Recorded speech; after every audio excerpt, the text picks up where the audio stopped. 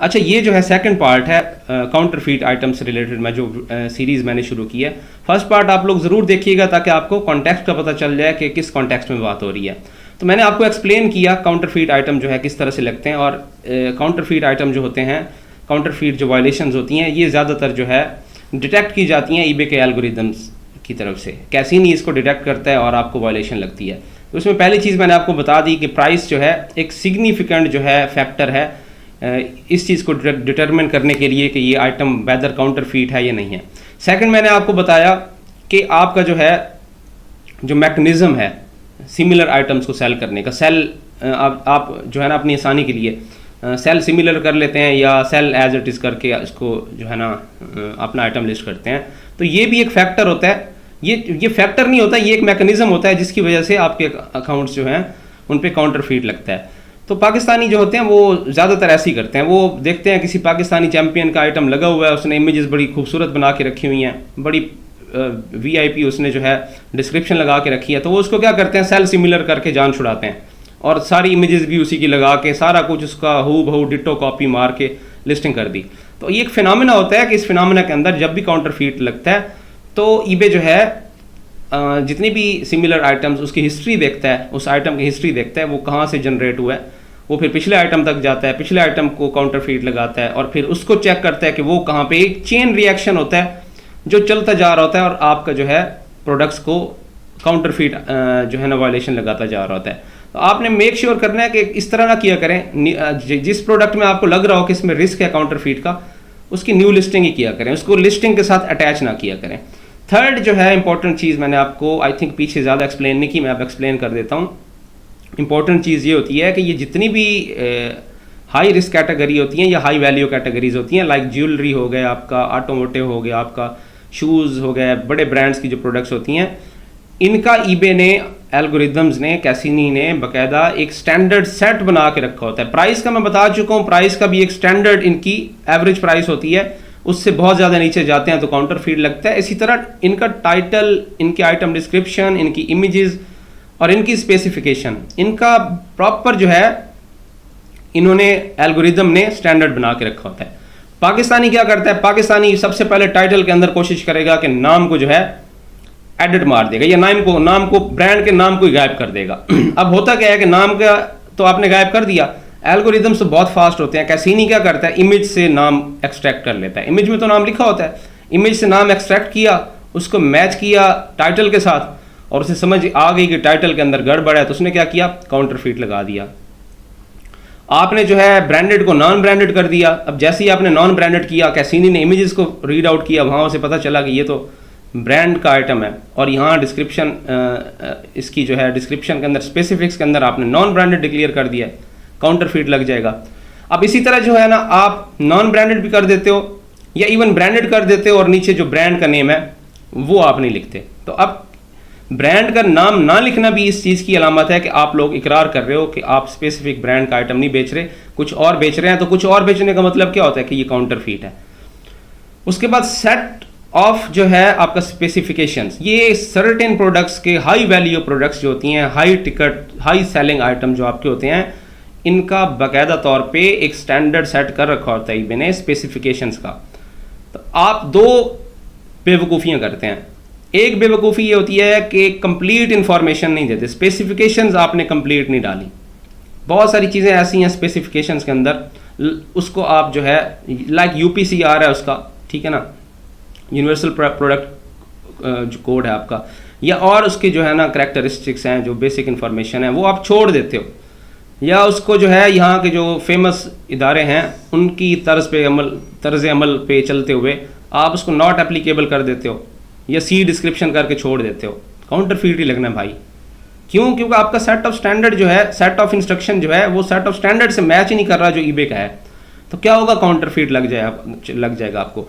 जितने भी आपने स्पेसिफिकेशंस रिकमेंडेड की गई हैं, जैसे ही आप लोग अपने आइटम का नाम लिखते हो तो उसकी सर्टन कैटेगरी भी ऑटोमेटिकली इनेबल हो जाती है और उस कैटेगरी से रिलेटेड उस आइटम के सारे स्पेसिफिकेशंस जिसकी इंफॉर्मेशन आपने देनी है वो सारी जो है आपकी लिस्टिंग पे एक्टिव हो जाती हैं। तो अब आपने राइट वे में, आपकी मजबूरी होती है कि अमेज़ॉन से आपने ड्रॉप शिपिंग करने के आदी होते हैं या अली एक्सप्रेस से, उनके एल्गोरिदम्स ही और हैं, उनका तरीकाकार ही और है भाईजान। आप लोग क्या करते हो, ईबे के ऊपर वही कॉपी पेस्ट मार रहे हो, अमेजोन वाली चीज़ें, और उसमें बहुत सारी चीज़ें ऐसी होती हैं जो मिसिंग होती हैं, जो ईबे का जो सेट स्टैंडर्ड है, सेट ऑफ जो स्पेसिफिकेशंस है, उसके साथ कंप्लाई नहीं कर रही होती। तो आपने मेक श्योर करना है कि ये सारी इंफॉर्मेशन आपने प्रोवाइड करनी है अगर काउंटरफीट से आपने बचना है। जब भी कैसीनी ने आपको कंपेयर किया एक स्टैंडर्ड लिस्टिंग के साथ, तो क्या करेगा, आपकी इंफॉर्मेशन मिसिंग होगी, काउंटरफीट लगना है आपको। उसके बाद जो है आपकी इमेजेस आ जाती हैं। अब इमेजेस में ये होता है कि मैंने आपको पहले भी बताया कि आप पाकिस्तानियों की इमेजेस ही कॉपी करके लगाते जा रहे हैं, और उन्होंने क्या करना है, मिसाल के तौर पे $90 वाली प्रोडक्ट को कम करते करते $12 पे ले आए हैं, उनका अकाउंट सस्पेंड हो गया, उनकी इमेजेस जो हैं वो भी मार्क हो गई हैं, इमेजेस भी जो है कैसीनी ने मार्क करके रखा हुआ है। अब आप क्या करते हो, उन्हीं की इमेजेस जो है आपने यूज़ कर रहे हो, या इवन आपने पास्ट में कहीं उनकी इमेजेस सेव करके रखी हुई थी, अब आप लगाते जा रहे हो और आपके अकाउंट पे भी जो है काउंटरफीट लगता जा रहा है। तो इमेजेस में ख़ास तौर पे आपने ख्याल रखना है, अगर आपको कोई रिस्की आइटम नज़र आ रहा है कि इस पर लग सकता है काउंटरफीट, तो आपने उसकी जो इमेजेस हैं कोशिश करें मोबाइल से बना लें, ठीक है। या अगर प्रोडक्ट आपके पास नहीं है, यूएस में यूके में कहीं पड़ी हुई है, वहाँ भाई को कह दें, जो भी भाई वहाँ प्रोडक्ट जिसके पास पड़ी हैं, कि उसकी इमेजेस आपको दे दें। ये सबसे अच्छा तरीका होता है, प्रोडक्ट आपकी चल जाती है। एक और फैक्टर कि आप डिस्क्रिप्शन जो है, डिस्क्रिप्शन भी वही कॉपी पेस्ट मार रहे हैं, तो जब एक अकाउंट फ्लैग हो जाएगा, काउंटरफीट लग जाएगा, तो फिर उसके से रिलेटेड जितनी भी डिस्क्रिप्शन होंगी वो भी सारी उड़ा दी जाएंगी, ठीक है। दूसरी सूरत हाल ये है कि डिस्क्रिप्शन में भी आप अगर डंडी मार रहे हो, या आपने एज इट इज़ अमेजोन वाली डिस्क्रिप्शन डाल दी है, आपने इसकी डिटेल डिस्क्रिप्शन नहीं डाली, तो उसमें भी जो है जो स्टैंडर्ड है उससे अगर मिसमैच हुआ तो काउंटरफीट लगने के चांसेस बढ़ जाएंगे। अब यहाँ काउंटरफीट से रिलेटेड मेरे हिसाब में तो एक और भी पार्ट बन जाएगा, जिसमें मैंने आपको बताना है कि रिस्ट्रिक्शंस कैसे लगती हैं और काउंटरफीट में हाईएस्ट रिस्क क्या होता है, लोएस्ट रिस्क क्या होता है। अब एक और फिनोमेना ये होता है कि आपका जो काउंटरफीट आइटम हो, आपके जो काउंटरफीट का जो मैकेनिज़्म है, ये एक और फैक्टर पे भी डिपेंड करता है। वो फैक्टर ये होता है कि आपकी रेटिंग, आपके स्टोर की रेटिंग कैसी है। आपने देखा होगा, मैंने भी एक्सपीरियंस किया है, कुछ अकाउंट्स ऐसे होते हैं उन पे काउंटरफीट लगता ही नहीं है, चला रहे हैं वो प्रोडक्ट्स को बेहतरीन अंदाज में चला रहे हैं। तो जब आप उनका एनालिसिस करेंगे तो आपको अच्छा फीडबैक नज़र आएगा, सेलिंग हिस्ट्री अच्छी नज़र आएगी, अबव स्टैंडर्ड नहीं होंगे, टॉप रेटेड होंगे, ठीक है। और उसके करैक्टरिस्टिक्स जो हैं, उनका जो बायर एक्सपीरियंस है उनका बहुत अच्छा होगा, उनका आइटम INR रेट बहुत अच्छा कंट्रोल्ड मेंटेन्ड होता है, ठीक है ना। पर्सनली मैंने कुछ आइटम्स ऐसे चलाए हैं ऐसे अकाउंट्स पे जो रेटिंग के हिसाब से बहुत अच्छे थे, तो नो काउंटरफीट, कोई काउंटरफीट नहीं लगा। तो इसका मतलब ये है कि सेलर के ऊपर ईबे ट्रस्ट कर रहा है। तो एज ए सेलर भी आपको अपना ट्रस्ट मेंटेन करके रखना है, कोशिश करनी है कि आप लोग कम से कम पॉलिसी वायलेशन करें। तो अगर आपकी रेपुटेशन ख़राब है और काउंटरफीट एक दफ़ा आपको लग गया ना, तो यूँ समझ लें आपका अकाउंट अब फ्लैग हो गया। अब बहुत सारे चांसेस हैं, बहुत ज़्यादा चांसेस हैं कि आपको अब काउंटरफीट लगते रहेंगे। बाज़ अकाउंट्स तो ऐसे होते हैं, मैं आपको बता दूं, कि अल्लाह की वो गिरफ्त में आ जाते हैं, ठीक है ना। मतलब किसी को काउंटरफीट नहीं लगता, उनको लाजमी लगता है। या इवन वो एक काउंटरफीट की वायलेशन से निकलते हैं, 3 दिन अकाउंट रिस्ट्रिक्ट हुआ रह गया, 3 दिन के बाद चौथा दिन जैसे ही वो खुले हैं उनको फिर काउंटरफीट लग गया, फिर वो 7 डेज़ की रिस्ट्रिक्शन में चले गए। 7 डेज़ के बाद क्या होता है, फिर अकाउंट ओपन हुआ, फिर काउंटरफीट लग गया। इसको कहते हैं lowest level of trust, lowest level of reputation. आपकी रेपुटेशन अच्छी नहीं है, तो कोशिश करें फर्स्ट काउंटरफीट अगर आपने बचा लिया तो आप बाद में जाके बहुत अच्छे आइटम सेल करेंगे, उन पे काउंटरफीट नहीं लगेगा।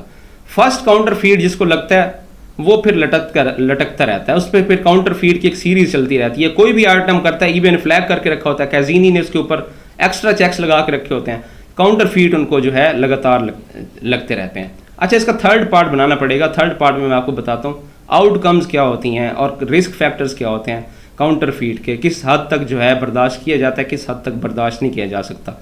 ये फिर थर्ड पार्ट बनाता हूँ। आई थिंक सो अगर बात यहाँ से शुरू करूँगा तो कंटिन्यू नहीं हो पाएगी। आप लोग कोशिश करें कि जो आपकी क्यूरीज़ हैं मेरे फेसबुक का जो ग्रुप है वहाँ पे पोस्ट किया करें। मेरा जो टिकटॉक का इनबॉक्स है काइंडली मैं रिप्लाई नहीं कर सकता, बहुत ज़्यादा मैसेजेस होते हैं। तो आपकी क्यूरी या क्वेश्चंस है ना, तो मेरा जो ग्रुप है फेसबुक का प्रॉस्पर डिजिटल के नाम से, ठीक है ना, ईबे बाय प्रॉस्पर डिजिटल, अपनी क्यूरीज वहाँ पे छोड़ दिया करें, मेरे लिए आसानी हो जाती है वहाँ पे आपको एड्रेस करना।